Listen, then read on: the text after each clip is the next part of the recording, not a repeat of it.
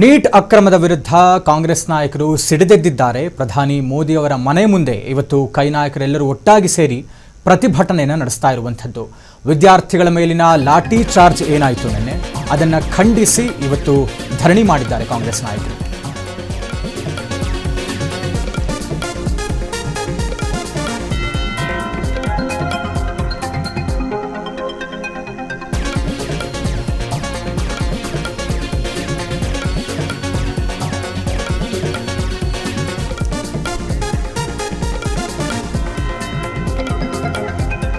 ಕಳೆದ 26 ದಿವಸಗಳಿಂದ ನೀಟ್ ಪ್ರಶ್ನೆ ಪತ್ರಿಕೆ ಸೋರಿಕೆಯನ್ನು ವಿರೋಧಿಸಿ ಸಿಜೆಪಿ ಮತ್ತು ಸೋನಂ ವಾಂಗ್ಚುಕ್ ಅವರ ನೇತೃತ್ವದಲ್ಲಿ ಪ್ರತಿಭಟನೆ ನಡೀತಾ ಇತ್ತು.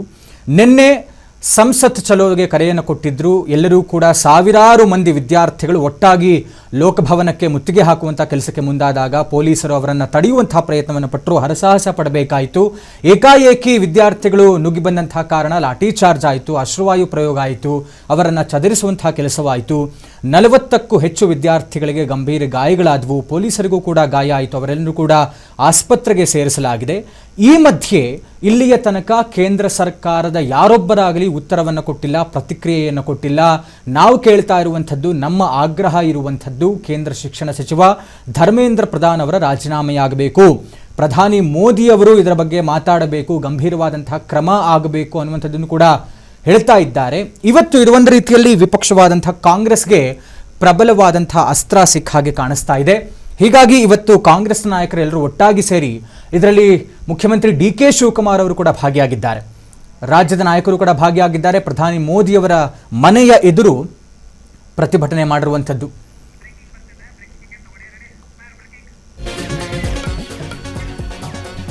ಧರ್ಮೇಂದ್ರ ಪ್ರಧಾನ್ ರಾಜೀನಾಮೆಗೆ ರಾಹುಲ್ ಗಾಂಧಿ ಬಿಗಿ ಪಟ್ಟನ್ನು ಹಿಡಿದಿದ್ದಾರೆ.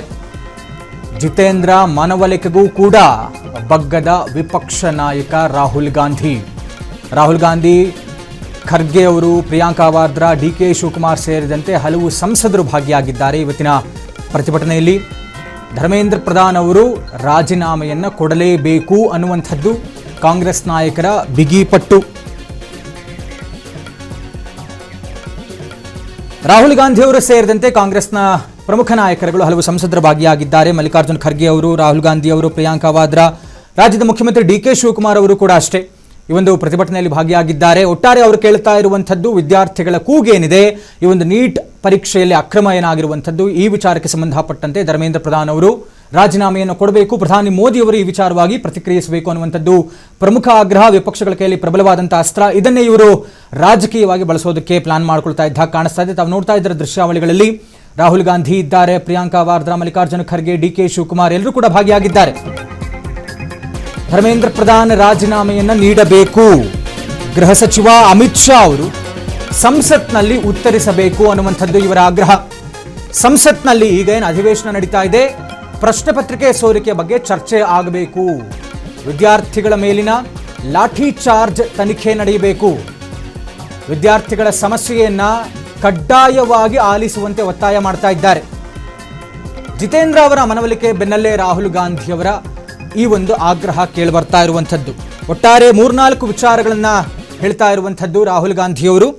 ಮೊದಲಿಗೆ ಕೇಂದ್ರ ಶಿಕ್ಷಣ ಸಚಿವ ಧರ್ಮೇಂದ್ರ ಪ್ರಧಾನ್ ರಾಜೀನಾಮೆಯನ್ನು ನೀಡಬೇಕು, ಗೃಹ ಸಚಿವ ಅಮಿತ್ ಶಾ ಅವರು ಸಂಸತ್ನಲ್ಲಿ ಈ ವಿಚಾರವಾಗಿ ಉತ್ತರವನ್ನು ಕೊಡಬೇಕು, ಜೊತೆಗೆ ಚರ್ಚೆಗೆ ಅವಕಾಶವನ್ನು ಮಾಡಿಕೊಡಬೇಕು. ಸಂಸತ್ನಲ್ಲಿ ಈ ಒಂದು ಪ್ರಶ್ನೆ ಪತ್ರಿಕೆ ಸೋರಿಕೆ ಏನಾಗಿದೆ, ಈ ವಿಚಾರವಾಗಿ ಚರ್ಚೆಗೆ ಅವಕಾಶ ಮಾಡಿಕೊಡ್ಬೇಕು. ಸಂಸತ್ನಲ್ಲಿ ವಿದ್ಯಾರ್ಥಿಗಳ ಮೇಲಿನ ಲಾಠಿ ಚಾರ್ಜ್ ಯಾಕಾಯಿತು, ಹೇಗಾಯಿತು ಅನ್ನುವಂಥ ವಿಚಾರ ತನಿಖೆ ಆಗಬೇಕು, ವಿದ್ಯಾರ್ಥಿಗಳ ಸಮಸ್ಯೆ ಕಡ್ಡಾಯವಾಗಿ ಆಲಿಸಬೇಕು ಅನ್ನುವಂಥದ್ದು ರಾಹುಲ್ ಗಾಂಧಿಯವರ ಆಗ್ರಹ.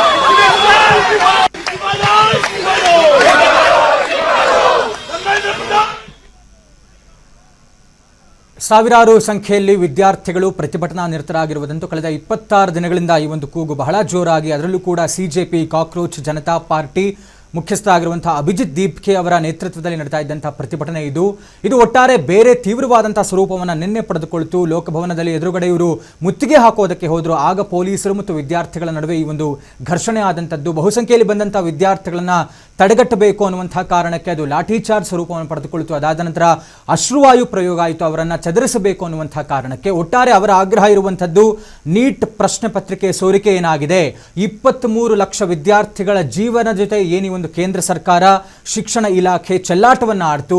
ಈ ವಿಚಾರವಾಗಿ ಅನ್ಯಾಯ ಆಗಿರುವಂತಹ ವಿದ್ಯಾರ್ಥಿಗಳಿಗೆ ನ್ಯಾಯ ಸಿಗಬೇಕು ಅನ್ನುವಂತಹ ಆಗ್ರಹ ಜೊತೆಗೆ ಈ ವಿಚಾರಕ್ಕೆ ಸಂಬಂಧಪಟ್ಟಂತೆ ಇಲ್ಲಿಯ ತನಕ ಕೇಂದ್ರ ಸರ್ಕಾರ, ಪ್ರಧಾನಿ ಮೋದಿಯವರು, ಅಮಿತ್ ಶಾ ಅವರು ಯಾವುದೇ ಥರದ ಪ್ರತಿಕ್ರಿಯೆಯನ್ನು ಕೊಟ್ಟಿಲ್ಲ.